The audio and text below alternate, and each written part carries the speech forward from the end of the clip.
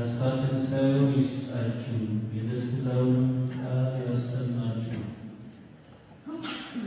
በይቅርታው ቸርነት ከመከራ ይሰውራችሁ። ደቀ መዛሙርቱን እንደጎበኛቸው እንዲሁ እናንተንም ይጎብኛችሁ። በኃጢአት እንዳትወድቁ ይደግፋችሁ፣ ከሐዘናችሁ ያረጋጋችሁ፣ ከድካማችሁ ያጽናችሁ። እናንተንም ለማገልገል የተዘጋጀው ከመሆን ከእኔ ከአገልጋያችሁ ጋር በሩቅና በቅርብ ካሉ ጸሎታችሁ ከተማጸኑ